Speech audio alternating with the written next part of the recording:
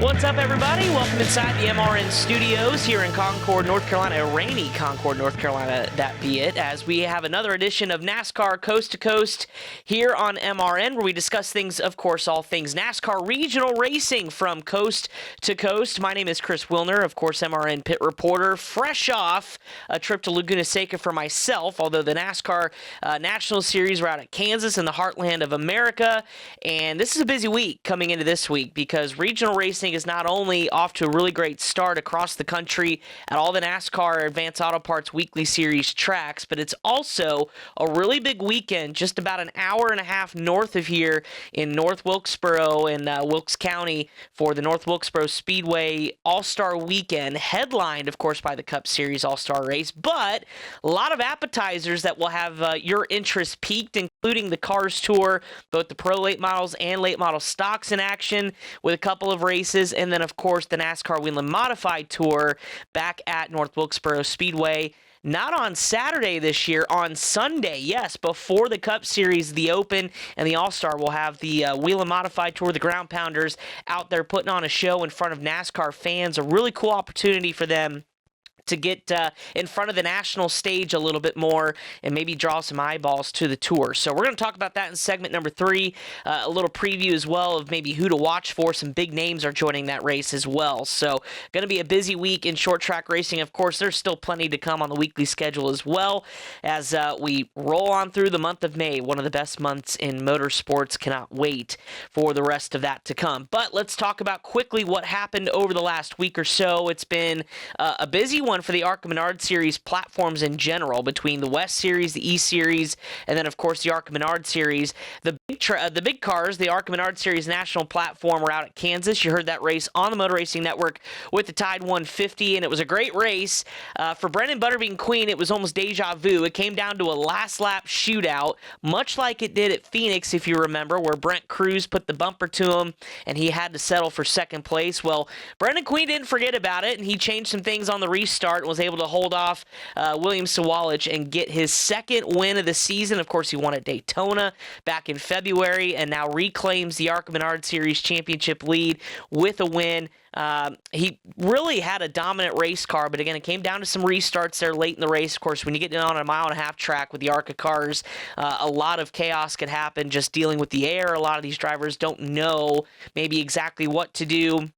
And boy, it was a good one with a little one-lap shootout there for Brendan Butterbean Queen. So following Sawalich, who finished in second, I know disappointing for him, still looking for that mile-and-a-half win, was 2014 Series champion Mason Mitchell. So a good run for Mason Mitchell. Haven't talked much about him. Does some one-off starts on the ARCA side of things, but of course the former Series champ doing yeoman's work, getting a podium finish. Lawless Allen, LeVar Scott, a couple of our regulars as well, finished inside the top 5. And I mentioned Butterbean Queen, now a 1-point lead in the championship over LeVar Scott. Lawless Allen are also tied for second. So, I mean, it's a 3-horse race by a point at the top of the series. So that's what you want with the ARCA Menard Series as we continue to roll through the season.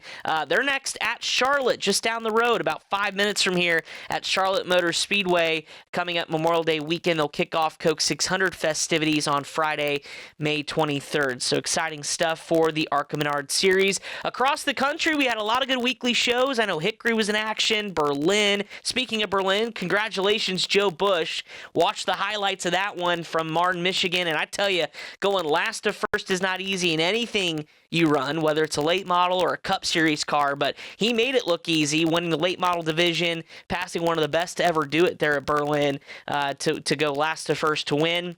And then Burt Myers, say no more, wins another one at Bowman Gray Stadium. They had the Twin 25s, and it was also NASCAR Advanced Auto Parts Weekly Night at the Races. So some special activations for Advanced Auto Parts were there. A lot of the fans got into the action, and they packed the house out there at the stadium over the weekend. So congratulations to those winners and all the weekly and local winners in your neck of the woods as well. A lot of successful races going on. Several had to dodge the raindrops like we are right now in North Carolina.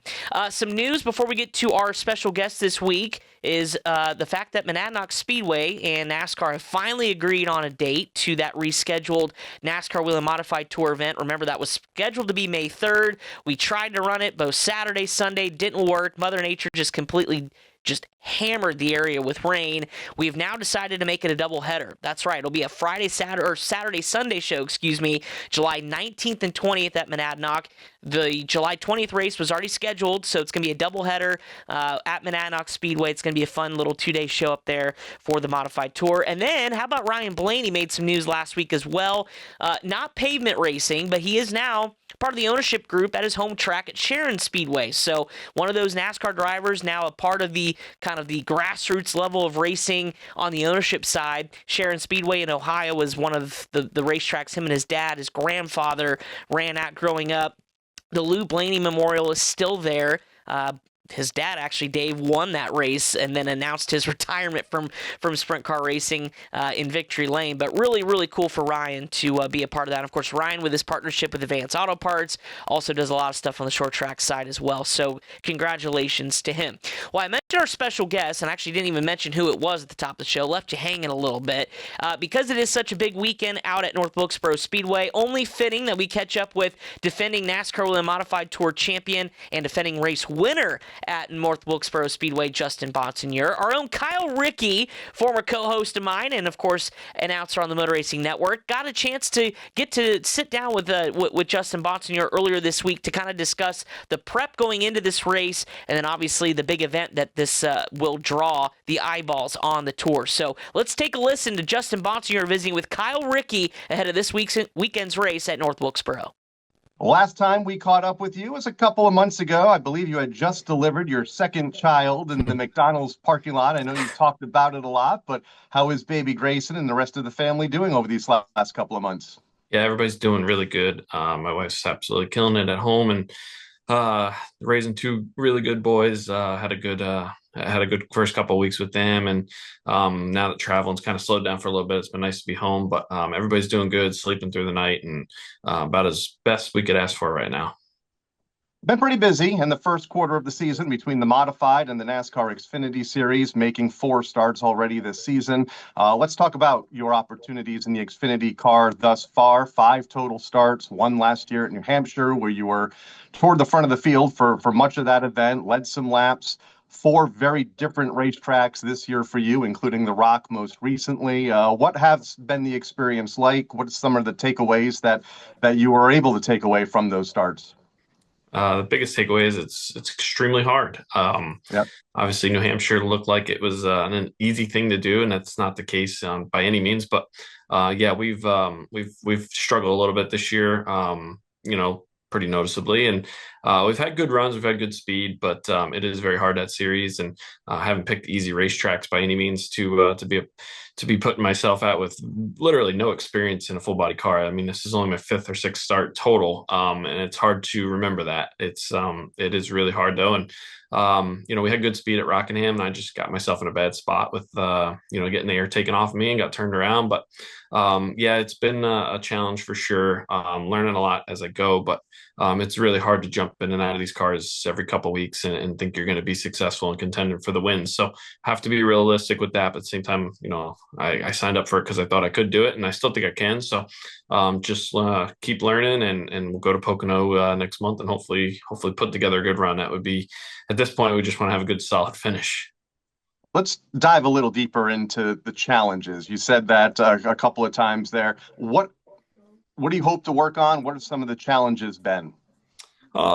Just a limited amount of practice. It's really tough to get up to speed, and then you don't get to make a mock run in practice most of the time. So you go out and, Homestead was a good example. Go out and just trying to learn the track on new tires, and then you slow down 3 seconds by the time you get up to speed at the end of that practice, and then you have to go back out and qualify on stickers, and you just don't know where you need to be as far as how hard you can drive it and things like that. And then at Rockingham, underdrove the car in qualifying. So just trying to learn the edge and qualify up front and get that track position, because it's extremely hard to pass most of the time. So it really is, it's tough. There's a lot of data and a lot of things you can and learn from with the sim and a lot of stuff to digest. But at the same time, it's nothing beats actual track time and just doing it. I feel like every time I get out of the car, if I could run the race again the next day, I would be considerably better and have considerably more experience. And then, some of these tracks we're getting to now, understanding the air and what it does when you put yourself in a bad position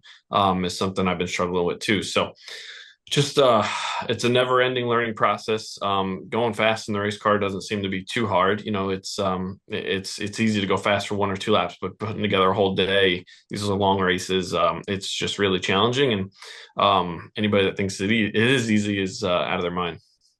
How has your relationship with Ryan Preece been through all of this? I know another driver that has found success in the modifieds, made the move to Joe Gibbs Racing to run part-time, found some success, and has obviously grown in the national spotlight of NASCAR in the last 9 or so years. I know you guys were tight years ago with the text chain. You still communicate with him often, and has he kind of, helped guide you through this a little bit? Yeah, Ryan's been really helpful, especially from the business side of it. When I was getting things going and trying to determine my schedule and funding and just a lot of things like that. He's really done a good job getting himself to that level with the business side of the industry, and he's been really helpful. With the racing side of it, he really doesn't get into the weeds too much of it. I think his best advice probably was just go out there and drive the race car, and you'll figure it out. You've been doing this long enough, so you can talk to a lot of people and most of the time, you talk to too many people, you're going to get yourself spun out. So he kind of lets me do my thing there. But really, a lot of people compare what we're doing, and that's not really my goal. I think we were at different phases in our careers when he had that opportunity compared to where I am late in my career. And also, too, he had a full year of experience and some other starts before that. So, I tend to compare myself to the opportunity he had, and then it's like, well, this is like you said, it's only your 5th time in a car. You can't be expecting to do what he was doing when he jumped into that car. And I'm not taking anything away from him, but track time is so important. So have to manage my expectations. But Ryan has always been really helpful and a good friend on and off the track. That's right. He ran with JD Motorsports a full season before getting the opportunity with Joe Gibbs Racing. Let's talk about the modified for a moment. Going back to North Wilkesboro Speedway this weekend, you won the last time the series was there last fall. Does that give you a little bit more confidence heading back to that 5/8 mile over oval this weekend for All-Star Weekend? Yeah, we're really excited to go back there. Obviously, we had a great weekend last year, sweeping the Smart Tour and the modified race, and doing it in really dominating fashion the second day. So we're excited. Obviously, it's been a really slow start with the schedule and the weather up here, so it feels like we haven't raced really at all, and it's kind of hard to get in any type of rhythm. So we've had 2 solid starts. Obviously, a 3rd and a 5th. We probably, had better speed than a 5th at Thompson, just the way the end of the race played out. But looking forward to going to Wilkesboro. Hearing a good car count this week to do it on All-Star Day is going to be really cool. Hopefully, the fans come out early and can enjoy some good racing. And it would be nice after this if hopefully Mother Nature cooperates and we can get our season rolling, because it's been tough to even feel like it's race season up here. It's just been raining and been tough. So looking forward to it, and hopefully we as good as we were last year, or hopefully we can at least contend. You mentioned this weekend's NASCAR Whelen Modified Tour race on All-Star Sunday, just a couple of hours before the NASCAR All-Star race. How important is that? How special is that for the series and the drivers and teams?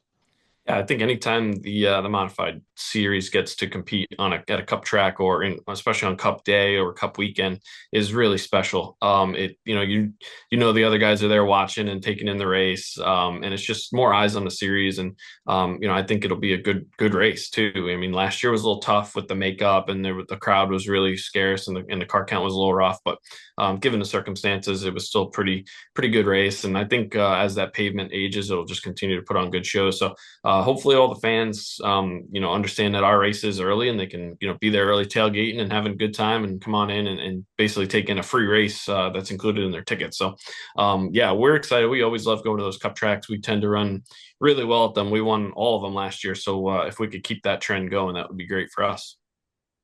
You continue to climb the ladder as far as one of the best modified drivers, especially of this era, now with 4 championships, 45 wins. I know we're only 2 races into the season, but what would a 5th title mean for you and your team? Jeez, oh man, that's We're going deep here, and we're looking way out. yeah. I mean, obviously, that's our goal is to contend for it each and every year. And we've won 4 of them out of the last 7, so it's really cool, and we got a great team behind us. But yeah, I mean, a 5th would tie us with the Pope, Tony Hirschman. So that would be really special, and obviously. Our goals are to always contend and try and get to 6, 5, 6, 7 championships if possible. Doug Kobe still holds it over my head that he's got more titles. So that's goals of ours. But obviously, the next goal is just to win the next race and keep ourselves in contention all year. And we'll talk more about the 5th if possible later in the year if we can just put together solid runs each and every week. Well, that next race is at the North Wilkesboro Speedway here this Sunday. It can be heard right here on the Motor Racing Network. Best of luck to you on Sunday at North Wilkesboro, Justin, and thanks for taking the time to join us here this afternoon. No, thanks for having me on. 3, 2, 1, start your engine! The NASCAR channel is streaming now, exclusively on Tubi. Go deeper into NASCAR with 24/7 news, documentaries, and explore the vault of timeless NASCAR stories and unforgettable races. From crushing defeats to the thrill of victory. The NASCAR channel, always on, always free. Only on Tubi. Appreciate Justin Bonsignore for joining us here on MRN's Coast to Coast. Best of luck to him and the team and the rest of the cars that are headed down there to Wilkesboro in just a couple of days' time as we get set for the NASCAR Wheel Modified Tour on the big stage right before the Cup Series cars on All-Star Weekend. Speaking of which, let's talk a little bit about the race and maybe what we can expect when the Ground Pounders hit Wilkes County. Of course, this is the first time that they'll be running the same day and the same track as the Cup Series for the All-Star race. Now, remember, Richmond, they've been a part of that weekend in the past as well as New Hampshire. But your former winners, Justin Bonsignore, who we just heard from, Matt Hirschman won the opener when the Tour made its return in 2023. But there's a lot of star power in this entry field, tons of NASCAR flavor, including Corey LaJoie making his first series start of the year. Remember, he's a winner with the Tour back at Martinsville Speedway a couple of years ago. Ryan Newman, who is a Smart Modified Tour winner. He's aboard the Mystic Missile. We had that story for you last week. He's gearing up to make his Tour debut this season. And then, of course, Bobby Labonte, NASCAR Hall of Famer and Smart Tour part-timer. He's back in action as well. So certainly a lot of firepower when it comes to some of the stars and cars of the NASCAR Wheel Modified Tour. We mentioned Justin Bonsignore. Now, you're probably wondering, we haven't mentioned Ron Silk. Well, Ron Silk actually not on the entry list for North Wilkesboro Speedway. His team had announced earlier this year they're going to run a part-time schedule, not for the championship. I think 11 of 15 or 16 races they had planned on running, and Wilkesboro was not one of them. So a shakeup in the points as Silk actually comes into this event second in the championship. So for Austin Beers and Jake Johnson and a lot of the other Tour regulars, an opportunity for them to not only have a good finish, but also make up some points in the championship to Justin Bonsignore. But it's going to be a tall task beating Justin at a place he is so good at. $14,000+ on the line for the winner as well, as everybody hopes to take that ride up the elevator into victory lane. And by the way, there's also a debut, Connor Jones, doing quadruple duty this weekend. He's got a pair of Cars Tour races, the modified race, and he's also running the Craftsman Truck Series race as well at North Wilkesboro Speedway. So it's going to be a lot of fun watching Connor Jones try to handle all different forms of racing at North Wilkesboro Speedway. So good stuff. Again, that race on MRN on Sunday afternoon, a little matinee before we get going with the All-Star race in the Open. So good stuff for the Tour. Cannot wait to see them out there. So too out in Wilkes County will be Cars Tour action as well.